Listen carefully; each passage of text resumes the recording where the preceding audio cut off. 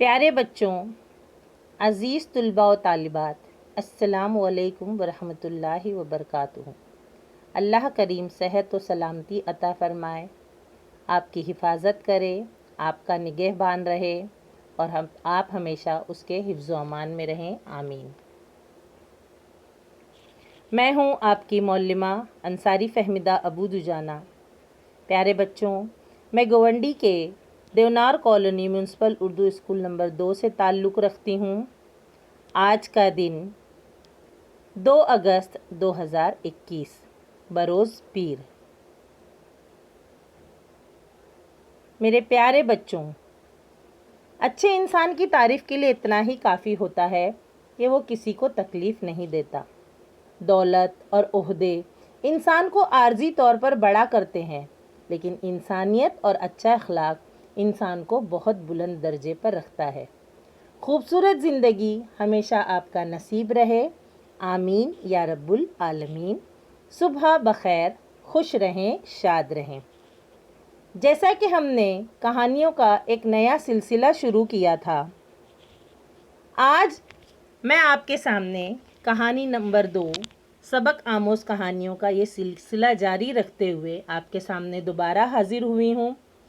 بچوں، جیسا کہ میں نے بتایا تھا آپ کو کہ جب ہم کوئی نئی کہانی پڑھتے ہیں، سنتے ہیں، تو ہماری معلومات میں اضافہ ہوتا ہے، ساتھ ہی ہمیں نئے نئے اردو کے الفاظ معلوم ہوتے ہیں، ذخیرے الفاظ میں بھی اضافہ ہوتا ہے، اور جب ہم کہانی کو دیکھتے ہیں، سنتے ہیں یا پھر پڑھ کر لطف اندوز ہوتے ہیں تو ہمیں نصیحتوں اور اخلاقی درس سے پر کہانی سننے اور پڑھنے میں الگ ہی مزہ آتا ہے۔ آئیے علم کے سمندر میں غوطہ لگائیں اور اپنے علم کی پیاس بجھائیں۔ آج کی کہانی سننے سے پہلے دیکھتے ہیں آج کی تاریخ 2 اگست سن 2021۔ پیارے بچوں، آج ہی کی تاریخ، آج ہی کے دن 1790 عیسوی امریکہ میں پہلی بار مردم شماری ہوئی۔ مردم شماری یعنی جن گننا، ووٹنگ کی لسٹ جو ہوتی ہے، گننا جو ہوتا ہے، اسے مردم شماری کہتے ہیں۔ اس کے بعد سن 1922 عیسوی میں ٹیلی فون کے موجد یعنی ایجاد کرنے والے الیگزینڈر گراہم بیل جو ایک سائنسداں تھے، ان کا انتقال ہو گیا، اور اس کے بعد سن 1990 عیسوی میں عراق نے کویت پر حملہ کر دیا اور خلیجی جنگ کی ابتدا ہوئی۔ پیارے بچوں، آج میں آپ کو یہ بتا رہی ہوں کہ آج ہی کے دن سن 1990 عیسوی میں صدام حسین کی صدارت کے زمانے میں عراق نے کویت پر حملہ کر کے اپنا قبضہ جما لیا اور خلیج میں جنگ کی ابتدا ہو گئی، جو 7 ماہ تک جاری رہی۔ حملے سے پہلے امریکی سفیر نے صدام حسین کو یقین دلایا کہ عرب تنازعات میں امریکہ دخل نہیں دے گا، لیکن بعد میں جارج بش کی صدارت میں امریکہ نے سعودی عرب میں اپنی فوجیں جمع کیں اور حملہ کر کے کویت کو عراق سے آزاد کرا لیا۔ مغربی ممالک میں اس حملے کو پہلی خلیجی جنگ کہا جاتا ہے۔ تو آئیے بچوں، آج کی ہماری کہانی کی طرف بڑھتے ہیں۔ آج کی ہماری کہانی ہے خوبصورت گھوڑا۔ بڑا ہی پیارا خوبصورت گھوڑا ہے، دیکھیے آپ کو اسکرین پر نظر آ رہا ہے۔ اس خوبصورت گھوڑے کی کہانی کیا ہے؟ چلیے سنتے ہیں اور محظوظ ہوتے ہیں۔ ایک علاقے میں ایک خوبصورت گھوڑا رہتا تھا۔ وہ اکثر آس پاس کے ہرے بھرے حصے میں گھاس چرنے نکل پڑتا۔ ایک دن اس کی نظر ایک شیر پر پڑی۔ وہ گھبرا گیا اور تیزی سے چونکڑیاں بھرتا ہوا غائب ہو گیا۔ اب اکثر اسے وہ شیر وہاں اس علاقے میں گھومتا پھرتا نظر آتا، اور گھاس اسی علاقے میں بھرپور دستیاب تھی جو گھوڑا سیراب ہو کر پیٹ بھر کر کھاتا تھا۔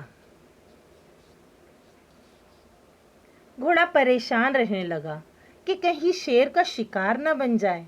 अब उसे परेशानी सताने लगी कि कहीं शेर उसने उसे देख लिया और उसे अपना निवाला बना लिया तो उसकी ज़िंदगी बाकी नहीं बचेगी। दिन गुजरते रहे और घोड़े की परेशानी बढ़ती गई। एक दिन वहीं उसी इलाके में उसे एक शिकारी मिल गया। घोड़े ने शिकारी से अपनी परेशानी का जिक्र किया और शेर का खौफ जाहिर किया। उसने बताया कि किस तरह उसे शेर से खौफ आ रहा है, शेर से डर लग रहा है। शिकारी ने निडर होकर कहा, बेखौफ होकर कहा, मेरे पास तो तलवार है और बंदूक भी है, दोनों हैं। मुझे शेर का कोई खतरा नहीं और मुझे शेर से कोई डर नहीं। शेर क्या, मैं तो किसी भी जानवर का शिकार कर सकता हूँ। ये बात सुनकर घोड़ा कुछ सोचने लगा। फिर उसने शिकारी से पूछा, क्या तुम मेरी मदद कर सकते हो? शिकारी ने घोड़े से कहा, तुम मेरे साथ साथ रहो। शिकारी ने यह भी कहा कि मैं जहां जाऊं मेरे साथ रहना, मैं तुम्हारी हिफाजत करूंगा। घोड़ा मान गया और शिकारी के साथ रहने लगा। कुछ देर शिकारी और घोड़ा साथ चलते रहे। अचानक शिकारी लपक कर घोड़े पर बैठ गया। अब उसका रुख शहर की तरफ था। अब शिकारी जो था वो जंगल में तो रहता नहीं था, वो उस इलाके में नहीं रहता था, वो शहर में रहता था। वो घोड़ा दौड़ाता रहा, आखिरकार वो शहर में दाखिल हो गया। घोड़ा भी तेज रफ्तारी से दौड़ता रहा। आखिर एक जगह पहुंचकर शिकारी ने घोड़े की रफ्तार पर काबू पाया और घोड़ा भी रुक गया। शिकारी ने घोड़े को एक जगह बांध दिया। शिकारी जहां जाता घोड़े पर सवार होकर जाता और जब वापस आता तो उसे उसकी जगह बांध देता। ये सिलसिला यूं ही चलता रहा और घोड़ा कैदी की जिंदगी गुजारने लगा। घोड़े ने सोचा, ये कैसी जिंदगी है? मेरी जान जाने का खतरा तो टल गया, लेकिन मेरी आज़ादी छिन गई। कैसे घोड़ा हरे भरे इलाके में आज़ाद घूमता रहता था, अब शिकारी उसको शहर लेकर आ गया तो घोड़ा वहाँ पर एक कैद हो गया है, एक कैदी की ज़िंदगी गुजारने लगा है। उसे महसूस हुआ कि उसकी आज़ादी छिन गई है। घोड़ा जिस आज़ादी और शान से हरे भरे इलाके में घूमता था, अब वो आज़ादी, वो शान उससे छिन चुकी थी। अपनी इस ज़िंदगी का चुनाव खुद उसने किया था। अब वो कैद था, वहाँ से फरार होना मुश्किल ही नहीं, नामुमकिन था। वो भाग नहीं सकता था। क्यों? क्योंकि शिकारी ने उसे रस्सियों से जकड़ कर रखा था।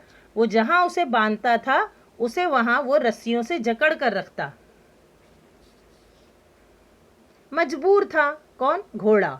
बेबस, लाचार, अपनी इस हालत, इस दुर्गत का जिम्मेदार वो खुद था। कौन था? घोड़ा खुद इस हालत का जिम्मेदार था। प्यारे बच्चों, घोड़ा वाकई बहुत खूबसूरत था, तंदुरुस्त, तवाना। चाहता तो अपनी सूझबूझ और समझदारी से अपनी हिफाजत खुद कर सकता था, लेकिन उसके दिमाग ने उसका साथ नहीं दिया। डर, खौफ, परेशानी और घबराहट में उसने गलत फैसला ले लिया और जिंदगी भर की कैद का शिकार हो गया। प्यारे बच्चों, मेरे अजीज़ तुलबा और तालबत, ताकत के वर के जुल्म के डर से अपनी राह गलत सिमत में बदल लेना बुज़दिली की दलील है। घोड़े ने यही गलती की। मेरे प्यारे बच्चों, हमारा मज़हब इस्लाम भी इस बात की गवाही देता है कि जुल्म करना नेज़ जुल्म सहना दोनों कमज़ोरी की निशानी है। बच्चों, अक्सर हम खुद पर यकीन नहीं कर पाते, अपनी हिम्मत और हौसले पर भरोसा नहीं रखते और दूसरों पर मुनहसिर हो जाते हैं। आसानी से किसी पर भी एतमाद कर लेते हैं और उनके भरोसे गलत राह चुन लेते हैं। अल्लाह ताला हम सब पर अपना करम बनाए रखे اور ہمیں صحیح فیصلہ کرنے نیز صحیح راہ اختیار کرنے میں مدد کرے، آمین ثم آمین۔ تو یہ تھی ہمارے گھوڑے کی کہانی، سندر پیارا خوبصورت گھوڑا۔ پیارے بچوں، اگر آپ کو آج کی کہانی پسند آئی ہو تو لائک کریں، شیئر کریں اور ہاں، کمنٹ کرنا نہ بھولیں۔ اسی طرح کی نصیحت آموز کہانیوں کے لیے ہمارے چینل کو سبسکرائب کریں۔ پھر ملیں گے، تب تک محفوظ رہیں، اپنا خیال رکھیں۔ شب بخیر۔